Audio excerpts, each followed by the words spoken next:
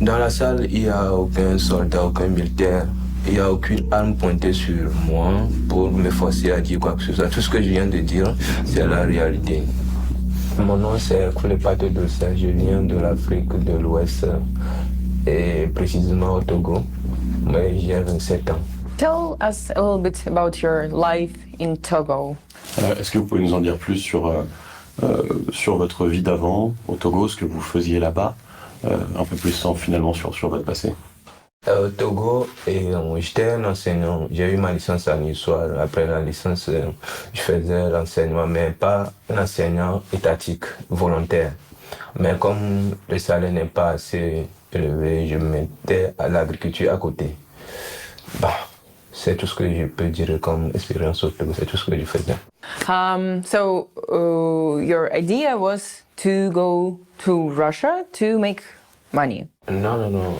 C'est le fait que je n'avais pas trouvé de moyens pour faire l'élevage et l'agriculture dans mon pays. C'est ça qui m'a détourné de l'idée de l'agriculture et je me suis dit je vais aller continuer mon étude en médecine. Après le diplôme, si je reviens, je vais faire un hôpital privé pour soigner peut-être les gens. Après, si je gagne un peu de sous, je peux me lancer dans l'agriculture, tout ça, parce que c'est ma passion, l'agriculture et l'élevage.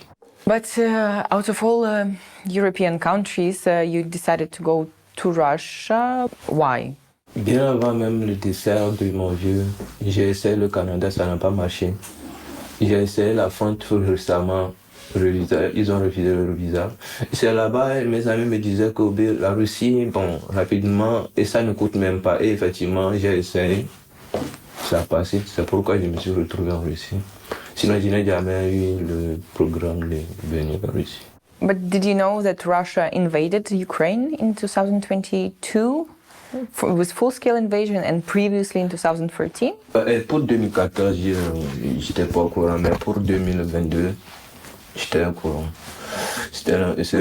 En Afrique, nous, les informations comme ça, ceux qui travaillent pour l'État, c'est eux qui s'intéressent, mais les personnes privées comme ça, nous on se dit, qu'est-ce qu'on en a à foutre avec ça? Mais quand tu es dans la situation, c'est en ce moment que tu s'intéresses à la situation.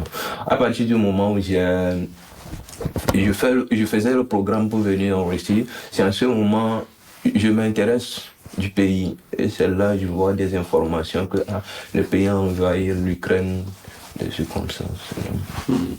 We can see how Moscow is intensifying its efforts to basically spread propaganda in the African countries. This has always been the case, but we can see how they are basically intensifying those efforts and trying to recruit Africans for the war against Ukraine. Sometimes it's direct propaganda, sometimes it's kind of hidden under some kind of proposals, but their basic aim is to recruit people for the war. People in those countries need to be aware that Russia tries to fool them. It tries to use their social insecurity sometimes, use the fact that they may need money or they may need resources for their family and propose some kind of offers, which end up with the person being on the front line and having a serious risk of an injury or being killed. So if I understand correctly, you managed to enter the university? And how long did he study in university? Et je peux dire que pour l'étude, de façon normale, j'ai fait seulement 1 mois. Lorsque nous sommes arrivés, on a fait les papiers, tout ça. Avant de terminer, ça aussi, ça a pris au moins, je peux dire. Et après tout, lorsque ces problèmes de contrat ont commencé, je ne restais plus sur place. Well, how did you end up in Russian army? Et un jour, un frère, actuellement, il est à Donetsk, il est dans l'armée aussi.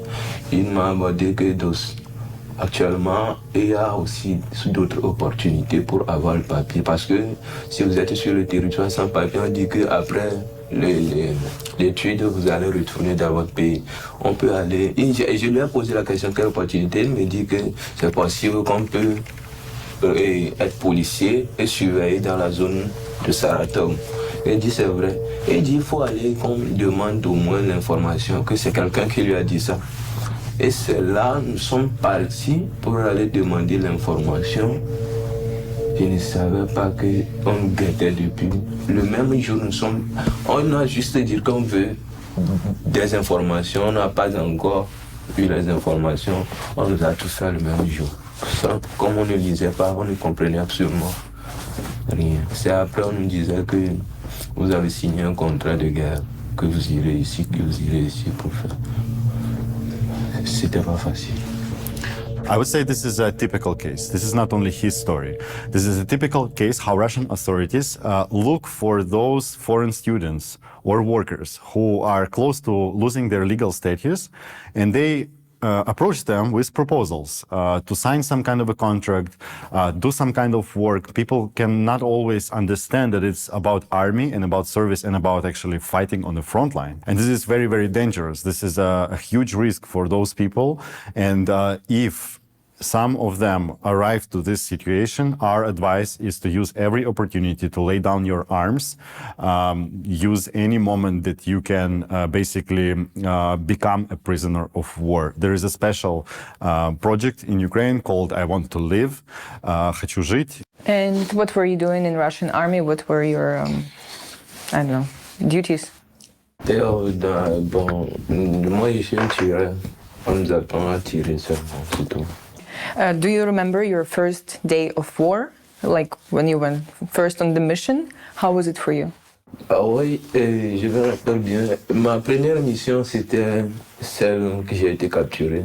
J'ai fait seulement une mission. Okay, how did he get captured? Did you surrender? Le dimanche 16 février, on allait à l'entraînement et puis on nous a rappelé de retourner. On revient au camp, on a fait sortir une liste de 10 personnes. J'ai vu mon nom dedans. On m'a appelé et dit vous allez au front. On a quitté là-bas pour un autre lieu. Et c'est là-bas ils ont organisé les groupes. Dans mon groupe, nous sommes au nombre de 6 pour attaquer. Et au front, arrivé dans l'intervalle de 15 à 20 minutes, on a perdu 4 personnes déjà. 4 sont morts, il restait. Sur un groupe de 6? Dans un groupe de 6. Okay. Séparés 3-3 pour attaquer. Il restait 2 personnes, moi et un autre. L'autre là, je ne l'ai pas vu. Je cherchais un lieu pour me protéger. Et puis j'ai vu une maison souterraine que nous appelons en armée blindage. Je suis rentré dedans, c'est là-bas que je l'ai vu. Parce que je l'ai vu, il m'a dit de rentrer. Je suis rentré. Et puis il voulait sortir, il dit, tu vas aller où? Restons ici. Nous sommes là-bas pendant lundi, mardi, mercredi. Et c'est mercredi qu'il appelait notre commandant de front que c'est comme ça, nous sommes dans le trou ici, il n'a qu'à venir nous aider. Lorsque le commandant venait, or, à côté du blindage, la maison souterraine, il y avait les Ukrainiens là-bas, juste à côté. Le commandant il contournait au niveau des Ukrainiens et il tirait. C'est en ce moment les Ukrainiens aussi tiraient.